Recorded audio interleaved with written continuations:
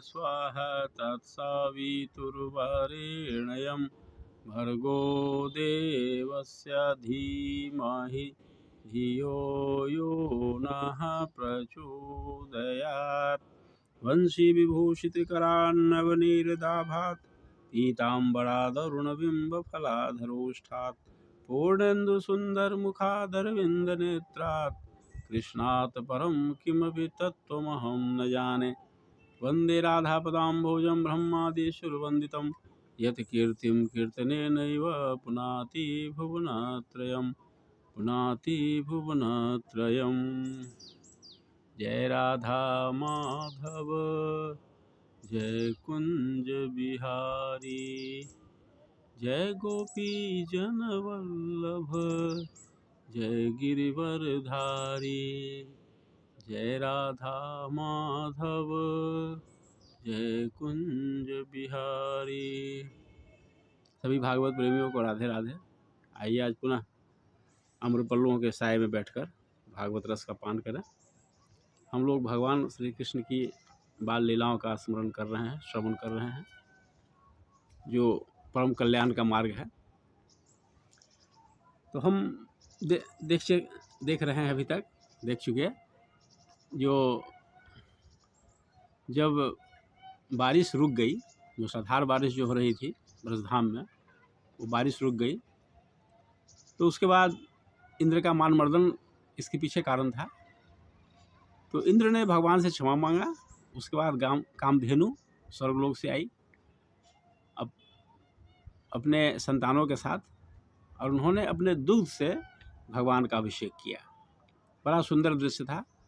आज भी लोग उस स्थान में जाते हैं, ब्रजधाम में, गोवर्धन के पास, जहाँ भगवान का अभिषेक हुआ है। वहाँ आज भी लोग श्रद्धा से दूध से अभिषेक करते हैं। हम लोगों ने भी उस स्थान को देखने का सौभाग्य प्राप्त किया है। उसे दान घाटी कहा जाता है आज की भाषा में। वो दान घाटी नामक स्थान है। आप वहाँ कभी ज़रूर जाएं। तो कामधेनु ने कहा कि अभिषेक किया और वंदना भी की, और कहा कि आप हमारे इंद्र हैं, और इसके पूर्व इंद्र ने भी ऐरावत हाथी के द्वारा आकाश गंगा के जल से भगवान का अभिषेक किया था। इसकी चर्चा हम कर चुके हैं। आकाश गंगा के जल से उन्होंने अभिषेक किया था, और उसमें देवर्षि भी थे, यक्ष, गंधर्व, अप्सरा, ये सब वहाँ थे। तो जब कामधेनु ने अभिषेक किया तो वहाँ पर गंधर्वों ने नृत्य किया, गीत गाया, अप्सराओं ने नृत्य किया, ये सब देवताओं ने फूल बरसाकर स्वागत किया। सब कुछ हुआ, भगवान के यशोगान हुआ। इस सब के बाद आज भी वहाँ पर बड़ा मनोरम दृश्य है। वहाँ जाने के बाद देखिएगा कि इतना दूध वहाँ बहा, इतना दूध वहाँ गिरा कि वहाँ की पृथ्वी गीली हो गई थी, और पृथ्वी से औषधियाँ और विभिन्न प्रकार के अन्न स्वतः उपजना शुरू हो गए। इतना गीली हो गई धरती दूध से वहाँ पर। और जो क्रूर जीव थे वे बैरहीन हो गए उस स्थान पर। तो इतना ज़्यादा दूध गिरा वहाँ पर अभिषेक के समय। और इस प्रकार अभिषेक होने के बाद सब लोग अपने अपने स्थान को लौट गए, और भगवान भी ब्रजधाम वापस आ गए। इंद्र भगवान स्वर्ग लौट के चले गए। इतना महत्वपूर्ण वहाँ का स्थान है। कभी दर्शन का मौका मिले तो अवश्य जाइए, वहाँ देखिए। उसके बाद 28वें अध्याय में और कथा आती है कि एक बार नंद बाबा कार्तिक शुक्ल एकादशी को उपवास किया था, एकादशी का व्रत किया था, और उसी रोज़ द्वादशी भी आ गया। तो रात में वे जमुना स्नान करने के लिए गए, लेकिन भूलवश उन्हें समय का ज्ञान नहीं था।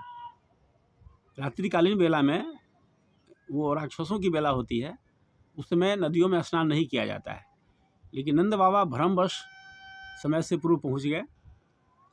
तो वहाँ पर जमुना मैया में स्नान किए तो वरुण के दूत उनको पकड़ के ले गए, क्योंकि वो कुछ समय था।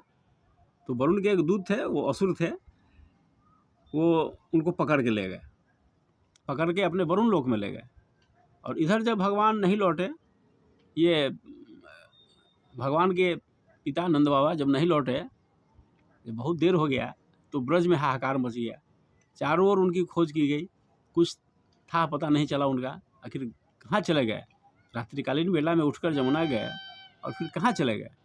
अब वरुण यहाँ रहे तब ना आदमी खोजे, तो वरुण लोग चले गए, वरुण जी को दो दूत उनको ले गए। तो चारों ओर खोज हुआ, जब नहीं कहीं मिला तो बड़े हाहाकार मच गया ब्रज में। तो भगवान कृष्ण तो सब जान ही रहे थे। भगवान कृष्ण ढूंढने गए और कहा कि घबराइए नहीं, मैं पिताजी को नंद बाबा को लेकर के आता हूँ, आप सभी कोई चिंता मत कीजिए। और भगवान अपने पिताजी को खोजते हुए वरुण लोक चले गए। सोचिए कितनी बड़ी बात हो गई। और बड़ी बात हमारे आपके लिए है, उनके लिए कौन सी बड़ी बात। जब वहाँ वरुण देवता ने देखा कि भगवान कृष्ण स्वयं पिताजी को ढूंढते हुए हमारे लोक में आए हैं, तो उनकी प्रसन्नता का ठिकाना नहीं था। उन्होंने भगवान की पूजा स्तुति की और क्षमा मांगा कि देखिए हमारा जो दूत है वो मूर्ख है, उसने समझा नहीं और आपके पिताजी को उठा कर ले आया। आपके पिताजी सुरक्षित हैं, आप चिंता न करें। और अपने पिताजी को ले गए, पिताजी को ले जाइए। तो पिताजी को लेकर के लौट गए। लेकिन उनके पिताजी को बड़ा आश्चर्य हुआ कि हमारे इस बच्चे को, जो हमारा बच्चा है छोटा सा, उसको वरुण देवता ने मुकुट स्पर्श करके उसके चरणों में प्रणाम किया है। ये बात उनको बड़ा आश्चर्य लगा और इस बात की चर्चा उन्होंने ब्रजभूमि में की, अपने लोगों से बताया, अन्य गोपों से उन्होंने इसकी चर्चा की। तो सबको आश्चर्य हुआ और उन्होंने देखा कि इतना ऐश्वर्य है वहाँ, वरुण लोक में ऐश्वर्य इतना है वहाँ कि उसे देख करके उनके पिताजी नंद बाबा को बड़ा आश्चर्य हुआ कि इतना श्रेष्ठ स्थान पर हम गए और वहाँ के स्वामी ने हमारे पुत्र को प्रणाम किया। फिर नंद बाबा पर इसका क्या प्रभाव पड़ा, क्या हुई आगे की बात, इसकी चर्चा हम आगे के एपिसोड में करते हैं।